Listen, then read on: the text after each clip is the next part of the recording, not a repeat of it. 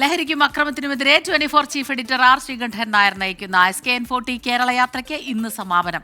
കോഴിക്കോട് ബീച്ചിൽ വൈകിട്ട് നടക്കുന്ന സമാപന സമ്മേളനത്തിൽ 1 ലക്ഷം പേർ അണിനിരക്കും.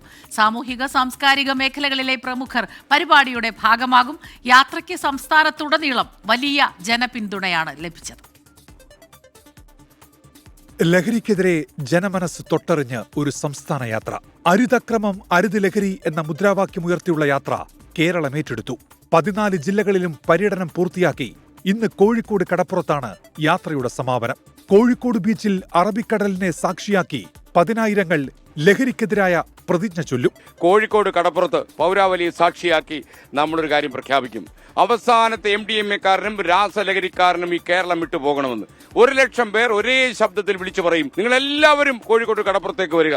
നമുക്ക് അണിചേർന്ന് ഒരേ ശക്തിയിൽ പറയണം, ഈ നാട് കുട്ടിച്ചോറാകാതിരിക്കാൻ അതേ വഴിയുള്ളൂ. വരിക കോഴിക്കോട്ടേക്ക്. മന്ത്രി PA മുഹമ്മദ് റിയാസ് സമാപന സമ്മേളനം ഉദ്ഘാടനം ചെയ്യും. മന്ത്രി AK ശശീന്ദ്രൻ മുഖ്യാതിഥിയാകും. 24 ചെയർമാൻ ആലുങ്കൽ മുഹമ്മദ് അധ്യക്ഷനാകും.